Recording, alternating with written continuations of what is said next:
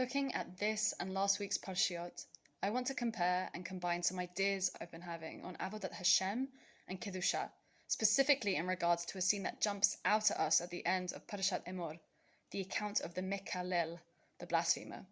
Is there a way that we can reconcile what we encounter here? But firstly, how is Kedusha related to serving HaKadosh Baruch Hu? In Parashat Kedoshim, God declares and demands that just as He is holy, so too shall the entirety of Am Yisrael be. In Pasuk Bet, Daber el kol adat b'nei Yisrael, va'amarta aleihem kedoshim tihiyu. Tell all of the congregation of the children of Israel, and say to them, Holy you shall be, ki kadosh ani Adonai Elohechem, because I, Hashem your God, am holy.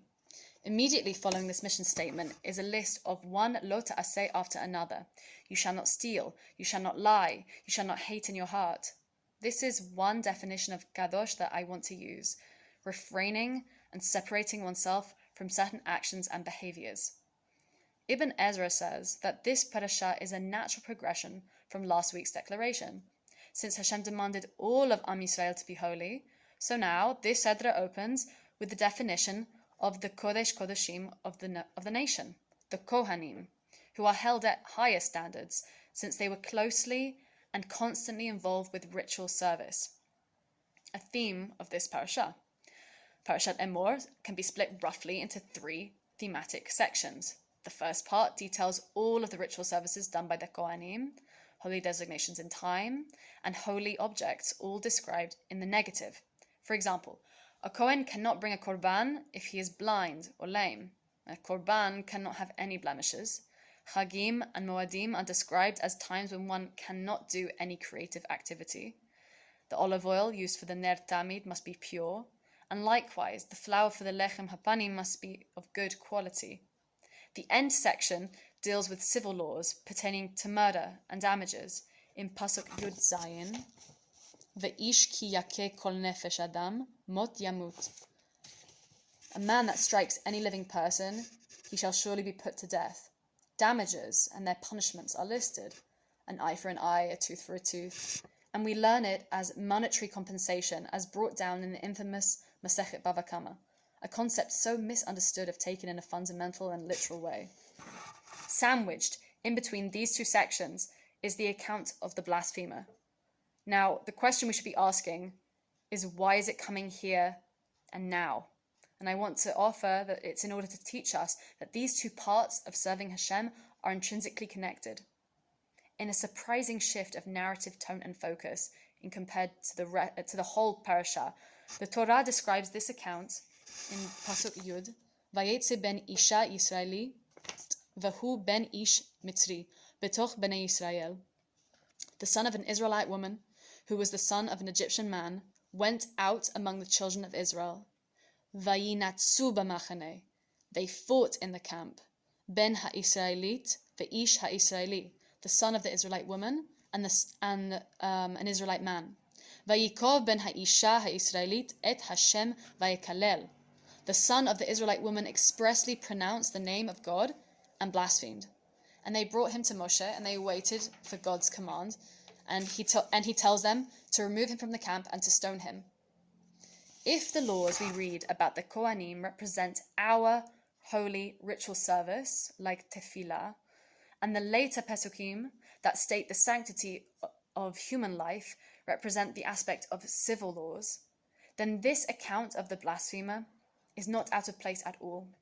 It is our bridge between these two frames of acting and being holy.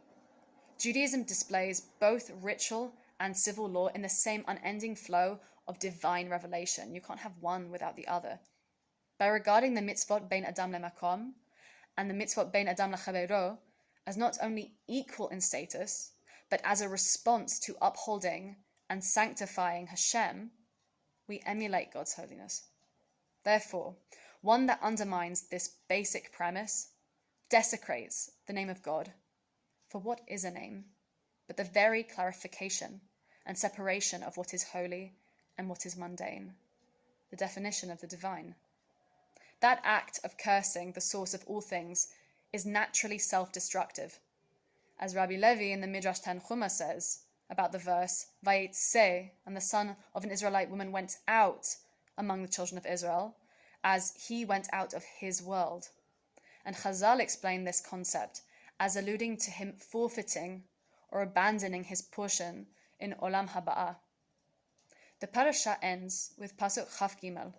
Moshe spoke to the children of Israel, and they took the one who blasphemed outside the camp, and they stoned him. The children of Israel did as Hashem had commanded Moshe. The Or HaChaim asks, why did the Torah write that the children of Israel did what God commanded after it had already reported in the first part of the verse that they took the blasphemer out of the camp and executed him by stoning?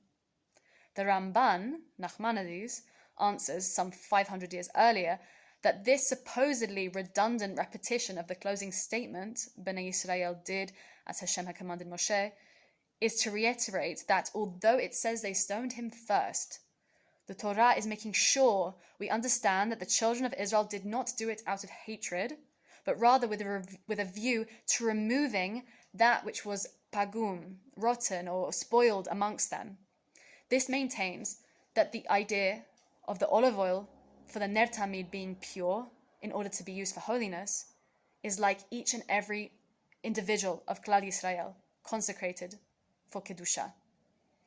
May we all sanctify HaKadosh Baruch Hu, and thereby ourselves, through doing mitzvot with the understanding that our ritual and our civil service is one and the same. Shabbat Shalom.